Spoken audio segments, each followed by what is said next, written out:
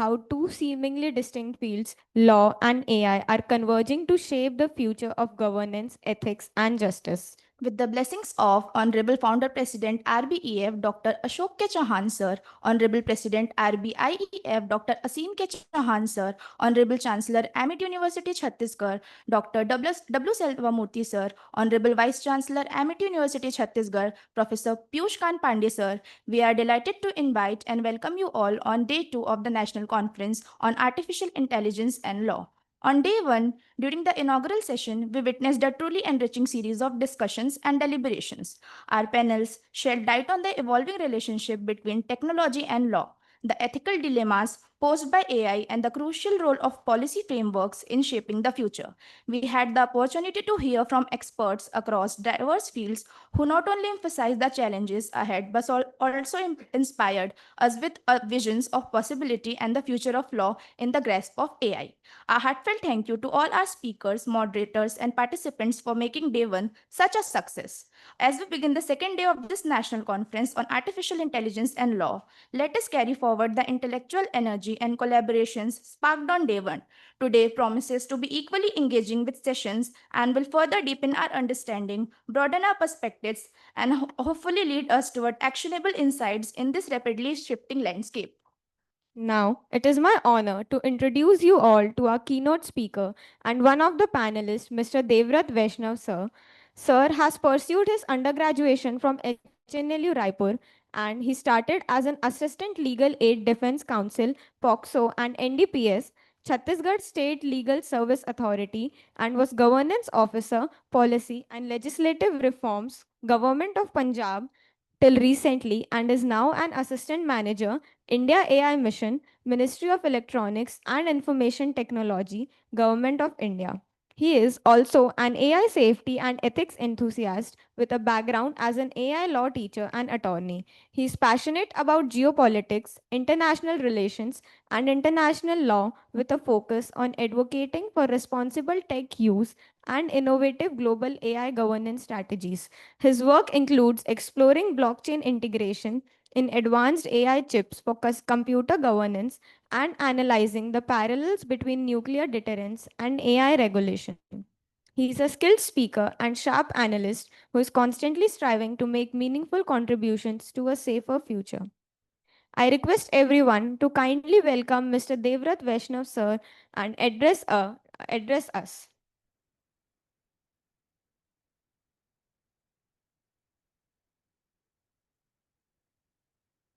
May I now request our Honorable Dr. Abhinav Pradhan Sir to kindly facilitate Mr. Devrat Vaishnav Sir as a token of our respect and gratitude for gracing us within this present today.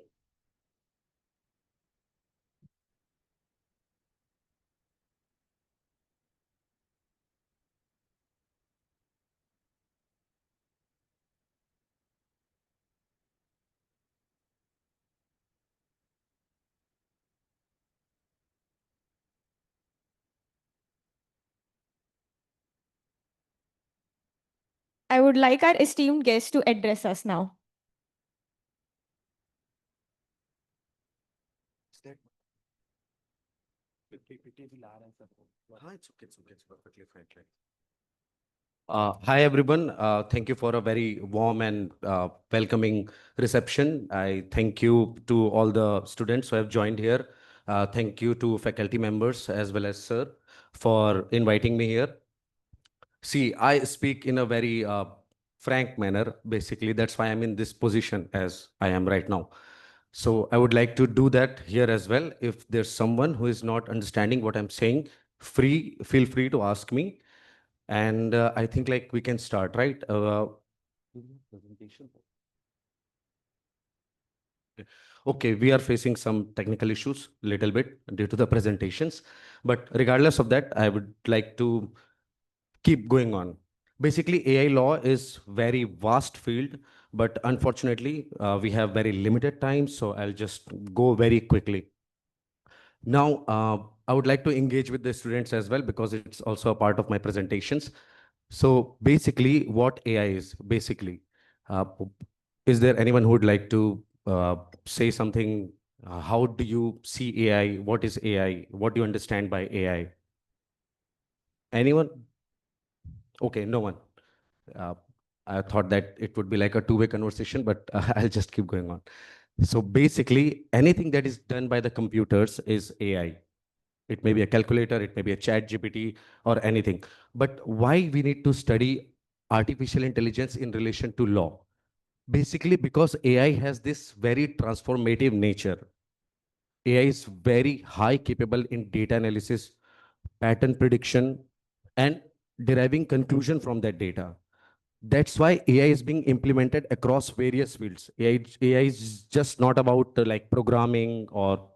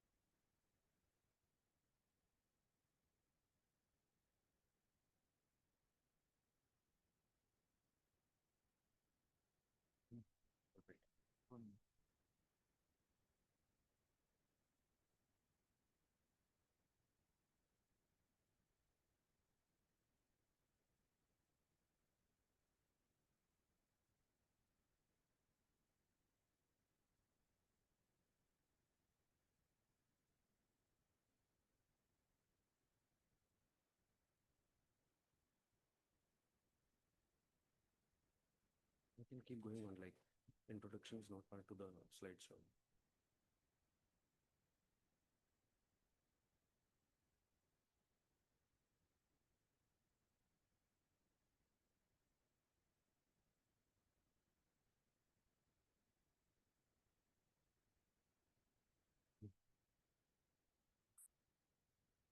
Okay, now we are back. So I'll continue.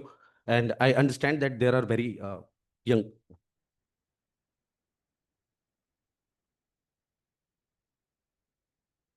It's okay.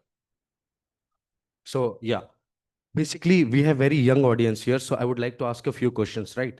Just try to answer this inside your mind. For example, if I want to watch a movie, I have to get a Amazon Prime subscription, right? Everyone has Amazon Prime subscription. I want to watch a movie, I have to get a Netflix subscription. Then why Instagram is free? If there's anyone who can answer me, why Instagram is free, why YouTube is free, why Facebook is free? Why I am able to watch so much of content online free of cost without giving a single rupee? Anyone who would like to answer this question? Anyone? Yeah, sure.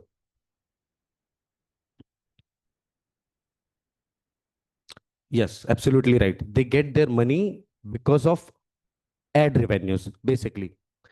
But there's a concept that is known as if you're getting something for free, that means you are the product.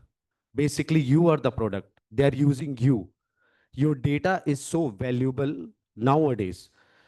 As it's also said that data is equivalent to gold in today's technological era. They use your data in order to train their artificial intelligence systems.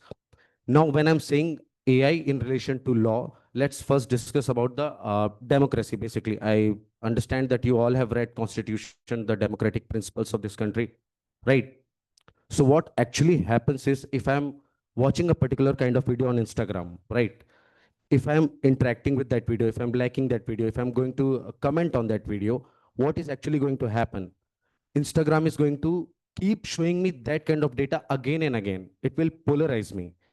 Let me give you an example, basically. Okay. It's a very general example. Don't go too deep into that, but I would like to present it in such a way. For example, there are two students. Okay. One from reserve category, one from general category. Both have given JE advance. One student, he got admitted due to the reservation policies. One student, he is from general category. He was unable to secure it. Now, what is a human behavior? What I am going to feel as a human? It's unfair to me. Why there's a reservation policy, etc., etc. Instead of going to the Constitution, studying Article 14, 15, and 16, like learning about equality, the positive discrimination principles, etc. If I engage that thing into social media, okay, if I like even a single post regarding anti-reservation, the Instagram is keep showing me that content again and again until I become a polarized. Either I become extreme left, either I become extreme right. There's no debate, there's no reasonable discussion, and that's what is happening in our country as of now. Let's take the example again, like we did a little bit experiment when that Arjikar rape case happened, basically in Kolkata. One of my female colleagues, she actually liked the news related to that Arjikar rape case. Now her feed was filled with like men are like this, all men are rapists, etc., etc. She became so terrified against men. Now, as a man, if I'm liking a post regarding alimony cases, right now, these are very trending in social media. If like any single case, like, okay, this woman is demanding 12 crore alimony. If I like any post that, okay, gender laws in this country are biased towards men. Instagram is keep showing me content again and again that is against women until I become a misogynist. This is what these social media companies do. They make you polarize because they are like targeting you content that is driven by artificial intelligence system and algorithms. And that's why we need laws to protect, because you will lose your critical thinking, you will lose your reasonable discussion. So that's why we need artificial intelligence laws in this country, and that's what I am currently working as assistant manager of India AI mission under Ministry of Electronics and Information Technology. So now if we move forward, like this is a 7 session show, but as I've stated that we don't have that kind of time, so I'll just quickly go through.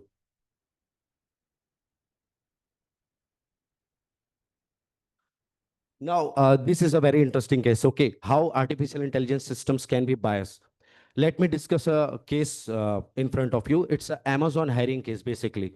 So what actually happened was Amazon, they wanted to save cost on recruiting HRs, right? I understand that everyone who is working here hates the HR. So basically, Amazon wanted to remove the HR system. Like, okay, there's one job, millions of people are applying for the same job. There's unemployment everywhere. So how do we select the right candidate?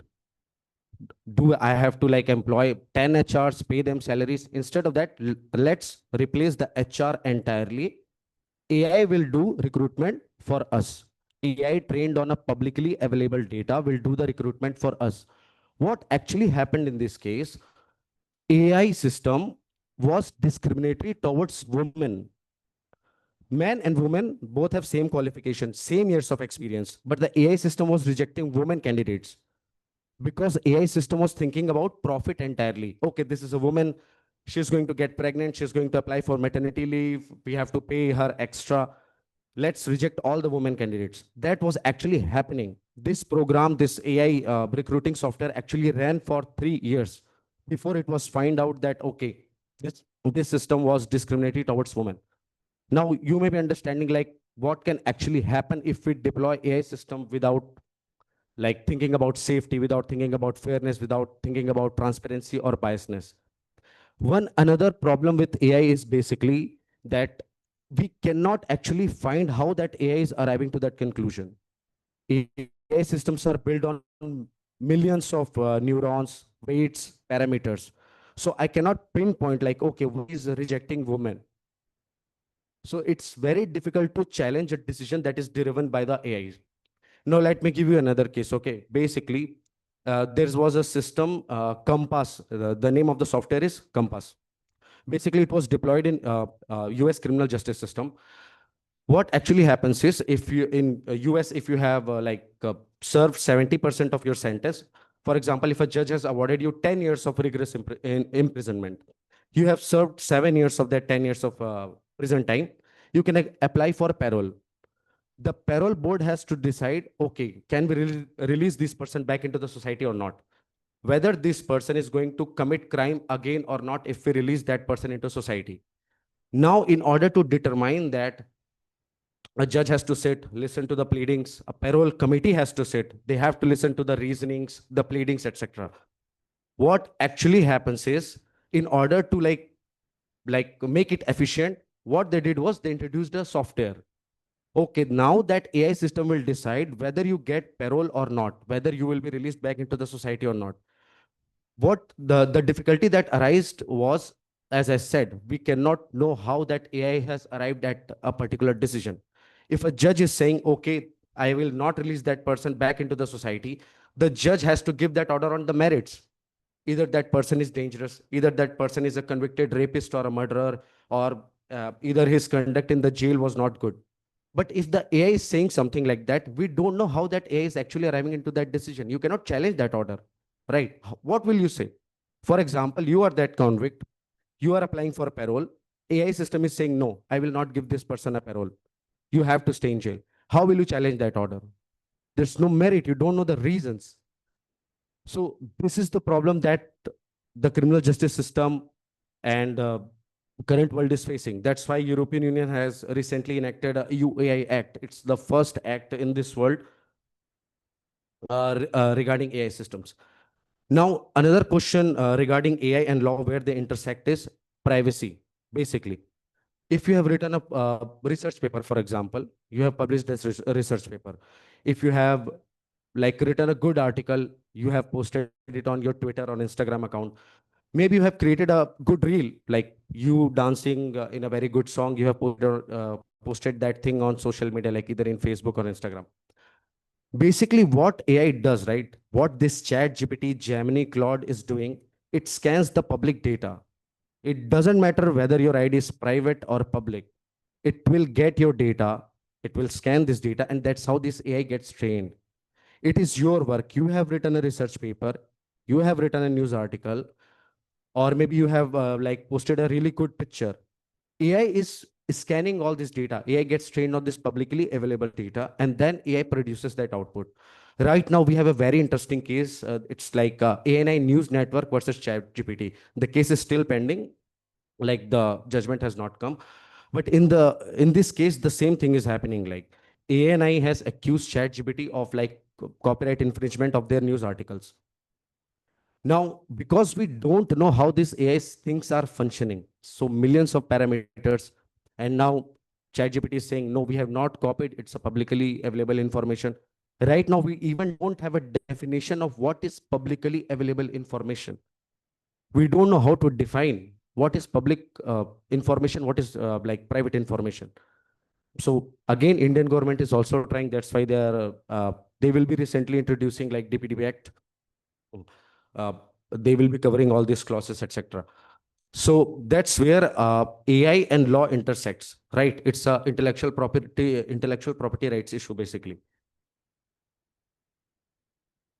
Something you have created, something that you put your mind and thought, and AI is going to copy as it is, and it's going to produce that data, and it's going to charge you.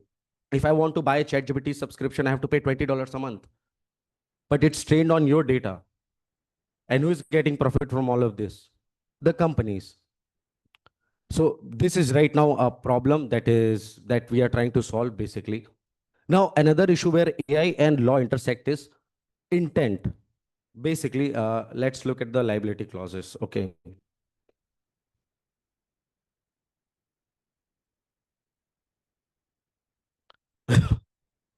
Now this is I like all of you have studied criminal law, right? What is the main like in order to determine liability, how do we decide a liability in criminal law? Intent. मेरी इच्छा होनी चाहिए, मैं चाह रहा था कि सामने वाले के साथ बुरा हो, मैं सामने वाले का मर्डर करना चाह रहा था, मेरा इंटेंट है, मेरा ऑब्जेक्टिव है, मैं चाह रहा था कि वो मर जाए. Intent. That's how criminal liability is decided कि हाँ सामने वाला बंदा चाह रहा था कि वो डेथ करना चाह रहा था किसी का, he is culpable. Now, the main problem in the AI is if you involve AI into these kind of scenarios, especially in criminal liability, the intent part, it gets really foggy. You cannot like determine the intent. For example, let's look at a case, right? Yeah, this is a Uber self-driving car case, basically. You know, there are like auto cars right now that are driven by the AI. Okay. For example, you have purchased a Tesla car. You're driving on the road. The car is on auto driving mode. You struck a pedestrian. Pedestrian dies. How do you decide the liability? Who will be responsible for that death? Either the person who was inside the car, but he was not driving. There was not intent. No negligence. Either the person is responsible, either the Tesla, like the company is responsible, either the software developer who has developed the AI system is responsible. How do you determine the liability? See, it becomes so difficult because it's so foggy, it's so gloomy. It's a very gray area. AI law is very gray area because you cannot determine. How do I decide like, okay, Tesla will be liable, or the person sitting inside the car is liable, or the person, software developer who has coded that AI, either that person is responsible. The death has caused, somebody has died, there was an injury, someone has to be liable. Okay, someone has to pay the compensation, but how do we decide? There's no way, you cannot decide. This case was settled privately, like Uber has paid some compensation to the families of the victim, and the case decided. That's why we don't have even judgment in this case. Now the same things happened, like the Tesla X model, it was in an autopilot mode. A person was driving, okay, the car, it crossed the barrier and that person died like after falling down a cliff. So basically the victim of the family, they sued Tesla. Again the same argument came. Who is responsible? It's a self-driving car, right? So who is responsible? This case was also settled privately, and that's why we again don't have a judgment. See the problem, it's already a gray area, and people like us, we wait for the judgment. Let's listen to the judges, what judges are saying, so that we can follow it, we can implement it, we can make a AI act in India itself. But unfortunately, these companies, they have so much money, so much power, they never let these cases go to the final judgment. They will pay the money, they will settle these cases privately.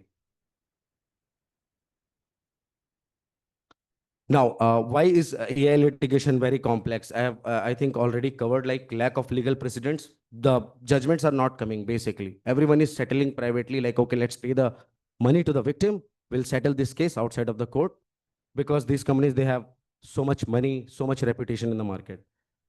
And the again is like shared responsibility. As I've told, we cannot determine who is at fault, either the driver or the company or the person who has coded that AI. The third is black box problem, basically. As I've shared, you cannot determine how an AI system has arrived into a particular conclusion. There are millions of notes, same as I've described in Amazon hiring case. The AI system, the AI HR system was discriminatory towards women.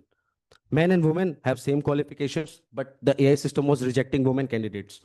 but it was very difficult to determine how that AI is arriving into that conclusion. So again, this is the black box problem. It is known as black box problem. Okay. And jurisdictional issues are also there because AI has this transnational nature. Always remember this. Okay. I created an AI here in Raipur in MIT University. If I deploy it over the internet, a person sitting at Australia or US, they can also access it. And if that AI is discriminatory, if that AI is dangerous, how that person can sue me? That person cannot file anything against me because of jurisdictional arbitrage. Basically, there is a barrier, right? So this is again another issue. Now, excuse me, how much time do we have? Time? 5 minutes. Okay. I would like to conclude this now. Like there are also risks, but I don't think we have enough time. But I will share this slide to your professor. You can like have it from him. Basically, I would like to all of you to come into this field. It's a very interesting field, right? Criminal law, there's already various precedents, judgments. It's already been written. It's already been legislated. Civil law, same issues. Tax, insurance, same issues. AI law is something very new. It's very new. It's gray area. It's gloomy. You can actually become a pathfinder here. You can go inside. You can like see, okay, where we put the liability. How do we protect like the citizens of this country? How do we like protect their brain? How do we prevent this polarization? As I've mentioned, right? If you like one particular reel in Instagram, Instagram will keep showing you that kind of content. And you will think like, oh no, I am right. I am right. Because I've seen this news. What Instagram, Facebook, these companies, they do is they do cherry picking. It will like melt your brain. You will become either left extreme left wing, either extreme right wing. There will be no discussion. There will be no political discourse. And without discussion, we are unable to find a solution to a problem, right? You will always think, no, I am right. This kind of things are happening. I've seen it in the news. I've seen it in Instagram. Men are like this, women are like this, Hindus are like this, Muslims are like this, reserved categories are like this, unreserved categories are like this. There's so much division in the society that normal population, they are not capable of realizing that we need each other. Like men and women, they both need each other. Hindus and Muslims, they both need each other, right? So I urge you to come into this field. This is a very serious problem that I am and my whole team in India AI mission are trying to solve. How do we tackle these things? How do we preserve the mind of citizens of this country? How do we protect their data? How do we stop this polarization? How do we develop AI in safe and ethical manner, basically? And how do we find a balance between innovation and security? Right? India is already lacking behind in AI development. US has Claude, Gemini, etc. China has DeepSeek. What does India have? As of now, what does India have? Nothing. We have no AI systems. But unfortunately, if we push that so much, India will be at a greater risk because India is already a polarized society, right?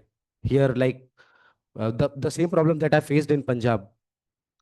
One night before the election, somebody created a deep fake video of a person who was to like uh, who was standing in an election, that person is saying something against a Punjabi community. People, they don't have this capability of like understanding, no, this is a deep fake video or this is the real video. One night before the election, somebody circulated that video. People were like, they वो लोग लाठी वाठी उठा के आ गए थे भाई electoral office में. How that person is saying something against the Punjabi community. That video was entirely fake. Imagine if we distribute this thing all over India. We already know how polarized our society is, right? If I say something against here right now, if I say something against particular religion, I would not be able to reach the airport. I would miss my flight. I will be lynched in the middle of this road, right? If somebody circulated my deepfake video, okay, Devrat Vaishnav is saying something and something against this kind of religion or this kind of community. People, they don't have this understanding of differentiating. No, this is a deepfake video. So that's why I urge every one of you, if you have interest in technology law, AI law, please graduate with good marks, do a nice internship in a tech firm, come to the field, and you can follow me on LinkedIn, etc. and we can make sure that AI is developed ethically, transparent, and bias free. And I think we're done, right? Thank you, everyone.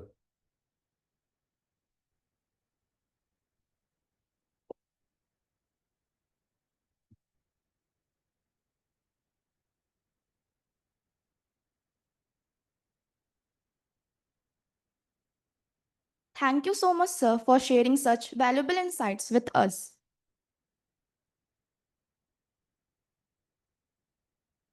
With this, we now move forward towards the core of our conference, the technical sessions, where brilliant minds meet from across the nation will present their research and perspective on the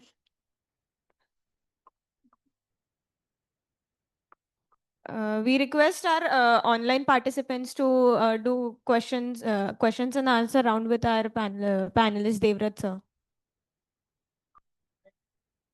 Offline participants also may ask some questions to sir if they may want to.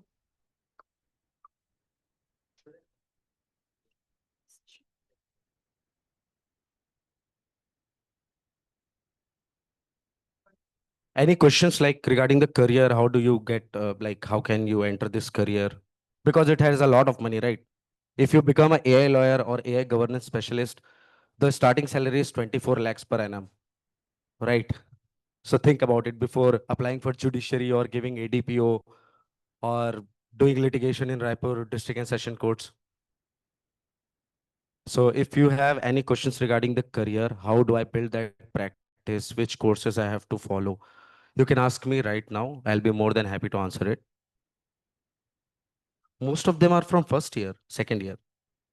First year, okay, okay. I see the confusion, right? It's a long road, okay. It's a 5-year course. You'll have time to think about it. Do we have any questions from the online participants? Yeah. Yes, ma'am. Yes, ma'am. You taught me in HNLU. It is a great honor to actually listen about this AI from an expert who's dealing with the ground reality. Thank you so much for your presentation.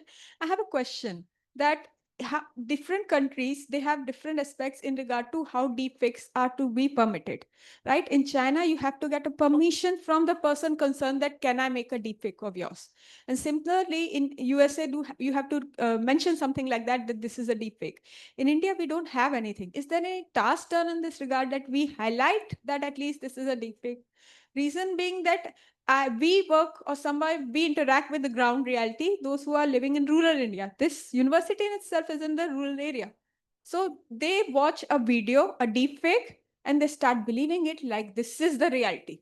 And they start arguing and they even fight for it. So do we have any restriction of in regard to deepfake in India that like in China or even in Taiwan, sorry, South Korea, they have a restriction. We don't have it?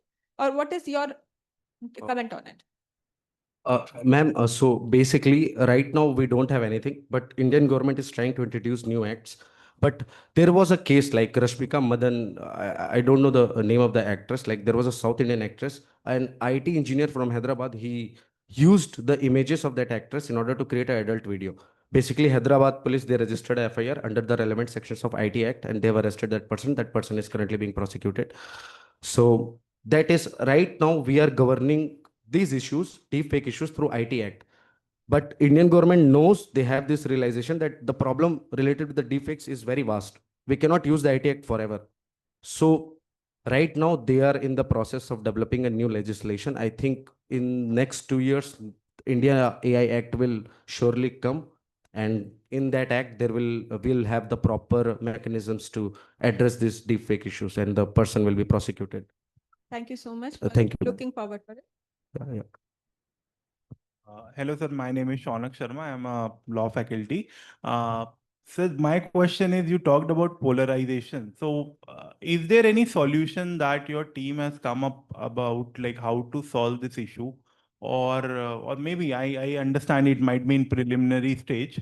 So, have the team come up with some kind of a solution, like we have a green tick in Twitter that kind of helps the audience to understand that this is a real profile, something like that? Is there any solution that So is there? basically, what we have recommended as of now is, if the video is generated from a deep fake, na, the social media like Instagram or Facebook, they have to watermark it. At least the user, if I'm seeing a video, there should be a watermark. Okay, this is a deep fake generated video. It's not a real video. But again, it's like they are multi-billion dollar companies, right? It's very hard to regulate them. And as you know, like there's a saying that most of the Indian population has become a 1.5 GB data kind of citizens. They have this 1.5 GB of data. They don't care like what I'm watching, whether this thing is right. Let me do a research on this, whether it's the right information or not. They'll just simply see it, they'll believe it. Also, is there anything that is there, steps that are being taken to make the population aware about this? Yeah, That is also one one. thing was like the watermarking of deepfake videos. Another thing is like as of now, tell you if I tell you frankly, there's no like provision, or there's no one working towards this aside from us. But unfortunately, we are very small people with a very limited budget, and the population is vast, and we are fighting against these multi-billion dollar backed social media giants. So you understand, like Yes, it's not a. we can understand that obviously your team is looking at preliminary solution right now, but obviously it's good that all of you have started working on it. Yeah, I think like if India AI Act comes into the picture in the next 2 years, most of the these kind of problems will be solved. But again, there's the issue. If we regulate AI too much, we know India is already behind, right? India is behind against China, against US. If we regulate it too much, the companies will not come into India, will be at loss. So we have to balance innovation with security, right? Innovation should be there, but it should be balanced with safety and security. If there's too much free hand given to the innovation, then the rights of the people will be hampered. It will be violated. And if we like if we introduce very strict laws, if we like, okay, there should be this kind of compliance, this should be checked, then the AI companies, they will not come into India. So we'll be again at loss. So we have to find that balance. That is what we're trying to do as of now. Thank you so much. Thank you.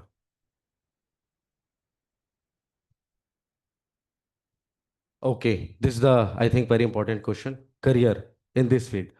Basically, you have to develop a very, how can I say this? You have to develop a unconditional love towards tech law. Start reading software agreements, media law, cyber law from the basics. Like if you're in first or second year, start reading these things. Be aware about what is happening in AI. Basically, all the cases that have mentioned here, right? The Tesla case, the Amazon hiring case. These cases you will not find in Indian journals. You have to like look into international research papers or international sources, start reading them. And there are various firms right now in India who are actually working on in this issue. One firm that I know is Ikagai Law. It's a law firm based in Bangalore. You can apply for internships there, do a couple of internships. And there's also Nitish Desai and Associates, NDA. Basically, they're also working on this. Join a very good boutique technology law firm, or if you have not yet graduated, start doing an internships. Okay, then I think you will develop a really good practice. Read EU AI Act, DPDP Act, basically. And I think like you will find it very interesting. Learn how AI systems works. So I think you can do that. uh yeah, sure. Hello sir. Sir Hello. My name is Aditya Singh, मैं BBLLB first year का student हूँ। अभी आपने कहा कि ऐसा कोई सच solution है नहीं एआई को डीप फेक एआई जैसे जो आपने बताया डिस्कस किया सेमिनार कॉन्फ्रेंस में, उसको रेगुलेट करने के लिए। सर एक छोटा सा मेरे तरफ से अभी आइडिया मेरे दिमाग में है, सोचा आपसे शेयर कर लूँ।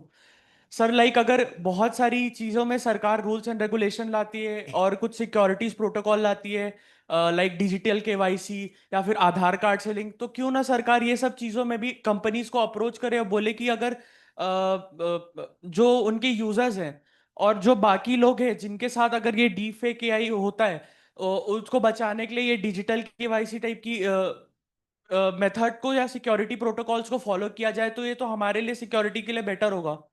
ये सॉल्यूशन बहुत अच्छा है।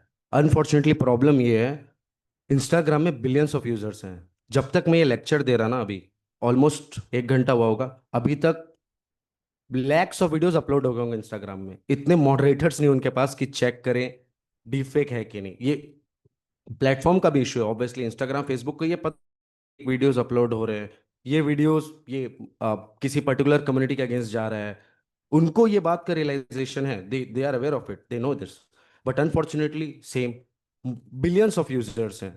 जैसे मैंने बोला, अब जब तक ये लेक्चर चला है तब तक हंड्रेड्स ऑफ वीडियोस अपलोड हो गए होंगे इसी इसी लेक्चर के बीच। उनके पास उतने मॉडरेटर्स नहीं है इसको चेक करने के लिए, ऐसा उनका एक्सक्यूज है अभी। बट चल रहे स्टेक होल्डर मीटिंग्स वगैरह। अब जैसे एक बार एक्ट आ जाए, फिर will see like whether they are complying with that order और नॉट। सर लाइक ये जो टेक्नोलॉजी मतलब ये जो हम जिस चीज की बात कर रहे हैं, वेरिफिकेशन की बात कर रहे हैं कि बहुत सारे लोग लगेंगे जो वेरीफाई करेंगे ये सब चीज को। सर ये टेक्नोलॉजी तो बहुत पहले यूट्यूब इस्तेमाल करिए बहुत साल से। जैसे ही हम कोई भी वीडियो अपलोड करते हैं, अपलोड करने से पहले एक टर्मिनल पे जाते हैं जहां पे वीडियो वेरीफाई होता है कि वीडियो किसी का कॉपीड है कि नहीं है। सर अगर वो वीडियो जैसे 5 मिनट का हुआ, 10 मिनट का हुआ, तो वो एआई जो उनका सॉफ्टवेयर है वो वेरीफाई कर सकता है। उनके पास बिलियंस ऑफ वीडियो उनके सर्वर्स में रजिस्टर्ड होंगे, अपलोड होंगे, उनमें से कि उनमें से कोई कॉपीड वीडियो है कि नहीं है। तो सर क्यों बाकी सोशल मीडिया कंपनी इसको क्यों नहीं फॉलो करी, लाइक फेसबुक, इंस्टाग्राम और जितने भी ये वेबसाइट्स है जैसे डीप सीक, चैट जीपीटी, जो डीप फेक एआई ये सब बनाते हैं। एक्चुअली इसमें प्रॉब्लम क्या है ना, जैसे आपने यूट्यूब वाला दिया, मेरे पास पहले से एक डेटा सेट है, अब नया डेटा सेट आ रहा है तो मैं कंपेयर कर सकता हूँ। जी सर। पहले से मेरे पास डेटा सेट है, वो डेटा सेट 1 हो गया, ये डेटा सेट 2 है। जो अभी कोई जैसे आपने वीडियो अपलोड किया, जी सर। मैं कंपेयर कर सकता हूँ जी। कि ये पहले वीडियो अपलोड हो चुका है, कॉपीराइट वायलेशन है, ये वीडियो अपलोड नहीं होगा। अनफॉर्चुनेटली डीप फेक से जो वीडियो बन रहा है ना, उसमें कोई डेटा सेट नहीं है, पहले से वो डेटा है ही नहीं सिस्टम में। और टाइम के साथ अगर आप रिसर्च करेंगे खुद से तो डीप फेक बहुत स्ट्रांग होते जा रहा है।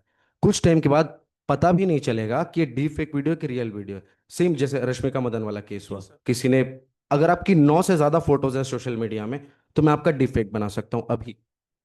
मेरे को फोटोशॉप की नॉलेज नहीं चाहिए, मैं आईटी सेक्टर से नहीं हूँ, मैं डिजाइनिंग का कोर्स नहीं किया हूँ। मैं आपकी 9 फोटोज साइट में डालूंगा, मैं प्रॉम्प्ट लिखूंगा, मेक दिस पर्सन से दिस एंड दिस थिंग और make this person do this and this kind of activity. AI मेरे को वीडियो जनरेट करके दे देगा। पहले ये था कि मेरे को एडोब फोटोशॉप का बहुत एक्सपर्ट नॉलेज चाहिए वो करने के लिए, तो कुछ ही लोग वो करते थे, अब हर कोई कर सकता है। Imagine this, anyone can make any video of anyone about anything. जी sir. This will eventually create a lot of problems basically, and this is very hard to regulate. Like I understand what you're trying to say, like the data set comparison, but yes. we don't have the existing data set, right? Deepfake तो नया video हो गया, मेरे पास comparison के लिए कुछ है ही नहीं। uh, Anyone else? Thank you Or so much sir. yeah, sure.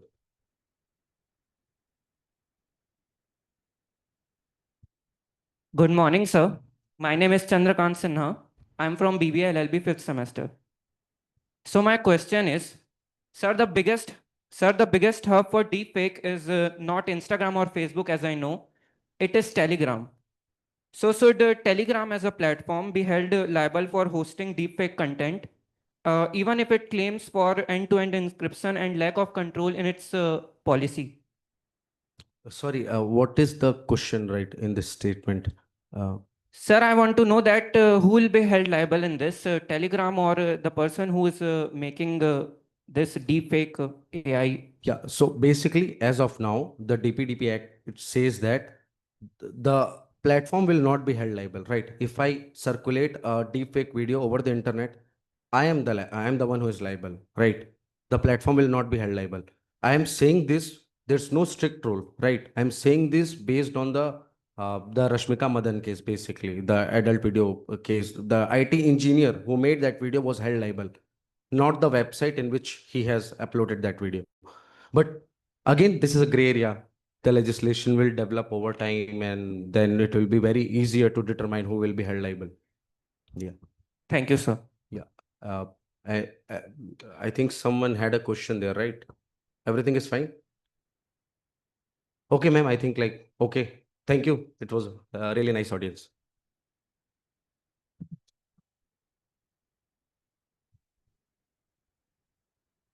Thank you so much, sir.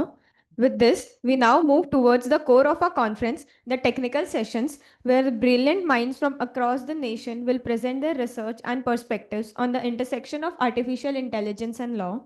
Each session will be moderated by our respected faculty and evaluated by distinguished experts.